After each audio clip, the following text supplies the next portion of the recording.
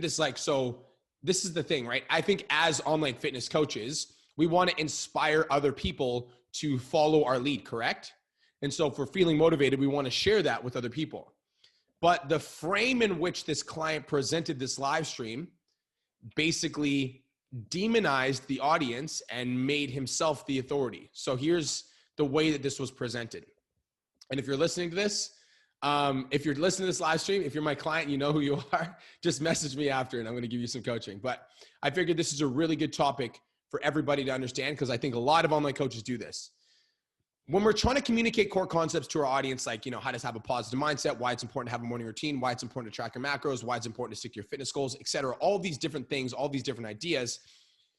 I think that as online coaches, oftentimes we approach these topics from a place of authority. And the place of authority is, I have the answers, you want the answers, right? Can we all agree that we most of the time do that? I have a positive mindset and you want a positive mindset. So I'm going to teach you how to have a positive mindset. That makes sense, right? That's why a lot of us do it.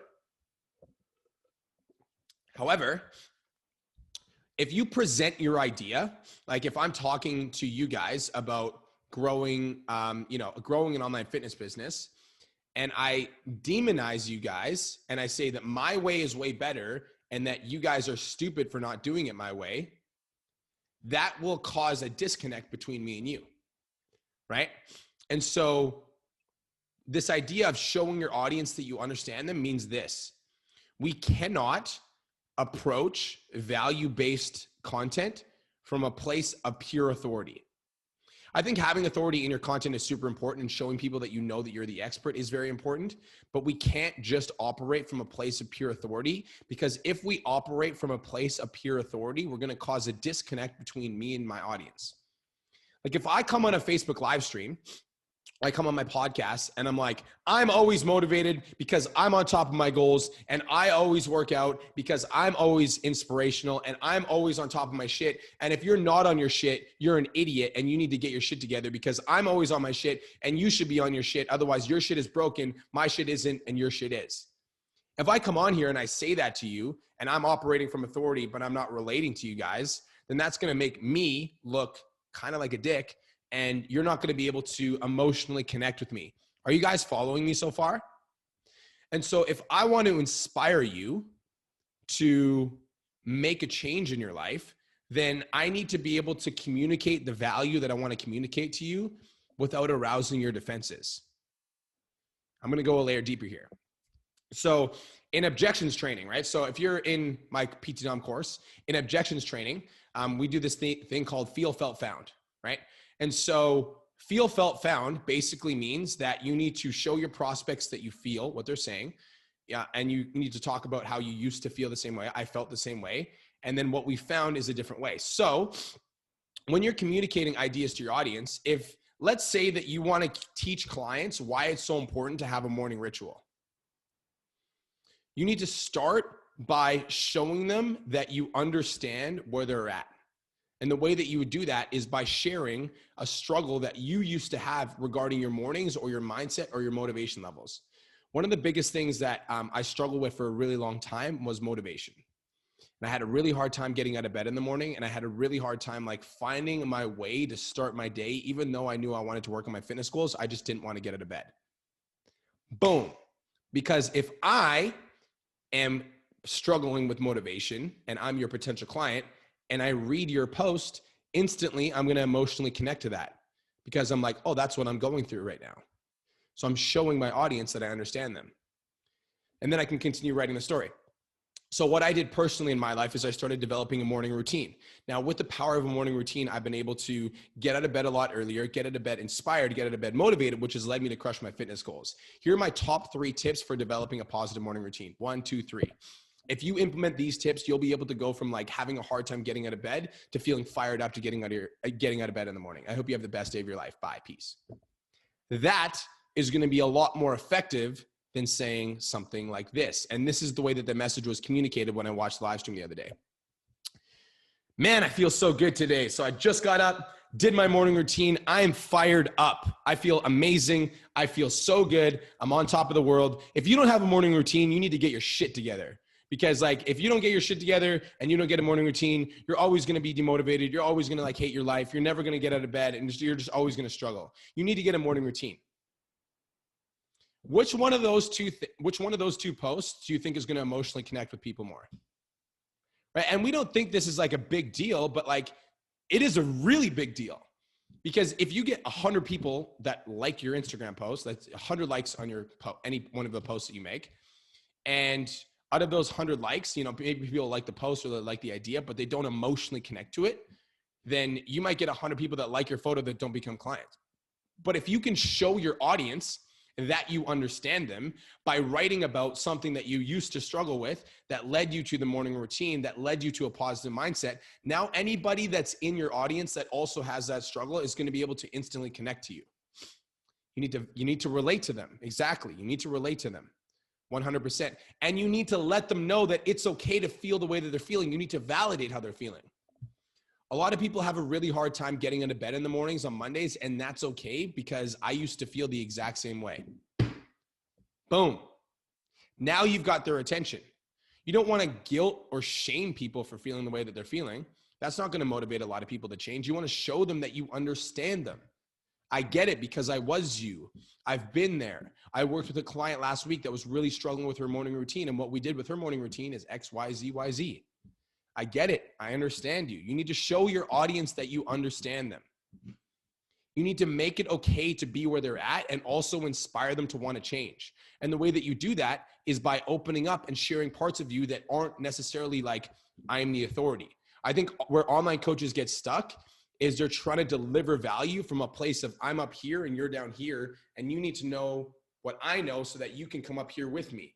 Instead of online trainer, if you really want to land online fitness clients, you need to understand that like you might have the knowledge and the skill sets and the ability to transform their life, but a lot of people are struggling right now.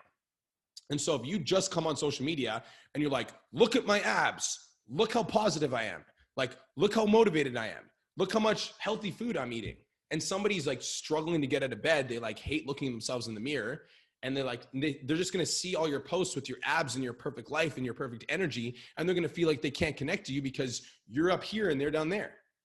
And so the only way to really show your audience that you understand them is like, you don't have to fake it either. So if you're actually in a really good place, yo, good for you. I'm super happy for you. If you're actually in a really good place, then talk about something you used to struggle with. Like I used to struggle. I struggle with an eating disorder. I used to struggle with body dysmorphia. I used to struggle with, looking at myself in the mirror and hating what I saw. I used to, hit plateaus, and then I would like constantly criticize myself, and I'd rip myself apart when I looked in the mirror. That right there is like, we need to be more real on social media, because all of you guys are hoping to attract clients, and you're not going to attract people if you keep pretending that everything's okay and you keep pretending that you've been perfect the whole time.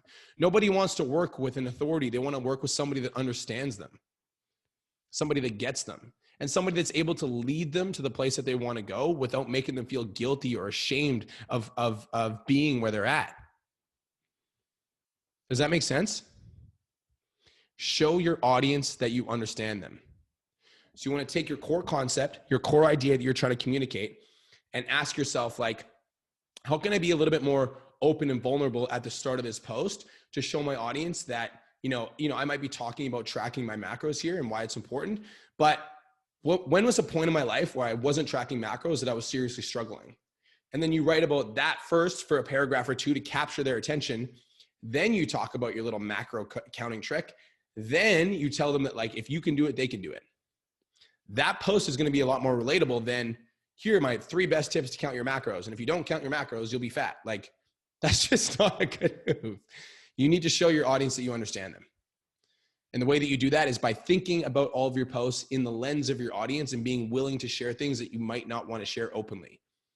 And honestly, when you're showing your audience that you understand them, a lot of it is just being able to tell your audience how you're actually feeling sometimes. This is another fucking thing too, is this is super important. I think a lot of online coaches are afraid to tell their story because they're afraid to get judged. They're afraid that if they tell their story on social media, people are going to judge them or criticize them. Like, a lot of online coaches are afraid to open up on their social media because they think that somebody is going to message them being like, like, I can't believe you're upset about this, or I can't believe you got depressed, or I can't believe this, or I can't believe that, and blah, blah, blah, blah, blah. The chances of that happening is like 1 in 100, by the way. And that one person was never going to fucking purchase off of you anyway. So who cares? Promise.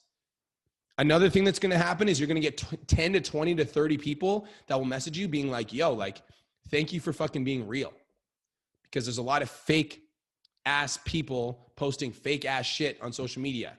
People that are actually struggling mentally that are posting on their stories like, hope you're having the best day of your life. Like, be fucking real. That's why when you guys tune into the podcast, like sometimes you guys will see me and I'm like, yo, this is a great day. I'm doing amazing. And sometimes I'm like, yo, I'd rather punch myself in the face than get out of bed in the morning because like I struggle too. I'm just a human, right? Is this making sense? You need to show your audience that you understand them, online fitness coaches. And so we need to be a little bit more real on social media. And when you are communicating a core concept or a core idea, like being motivated in the mornings, getting out of bed, or having the discipline to be able to go to the gym, don't attack your audience for feeling the way that they're feeling. It's not going to go well. It's not going to go well unless you're actually that type of person where you, like, I don't know how many of you guys know my business partner, Cole, but Cole actually is the type of person that would legitimately call himself the fuck out like that. So he just communicates like that. But unless you're that person, and Cole is like a 1 in 100 person, like just be like open and be honest. And like when you're struggling or when you want to communicate a core concept to a client, instead of attacking them for feeling like they're demotivated to get out of bed, instead, why don't you like understand them? A lot of people have a hard time getting out of bed in the mornings. And honestly, it's okay because most people struggle with that. It's okay. But if you actually do want to get out of bed in the morning and you actually do want the motivation, here are some of my best tips to get you out of bed and get you fired up for the day, right? Letting your audience know that it's okay to feel the way that they're feeling without feeling attacked or judged for being overweight or being demotivated or being frustrated or being stuck. You don't want to judge your audience. They do that to themselves already. We want to be the coaches that are supporting them and encouraging them to take action on their fitness goals. All right. So that's it. That's all. Thank you so much for tuning in. I hope you got value from this episode. I hope you were able to take something contextual and apply it to your posts. The next post that you write, I want you to make sure that you're not judging your audience for feeling the way that they're feeling. So if your audience is having a hard time getting out of bed in the morning, don't come on your live and being like, yo, I'm having the best day of my life. And if you're not, like, you suck. Right? Like you don't want that. Instead, like you want to come on the live stream. You want to deliver the value. If you're actually that energetic, you want to show up like that.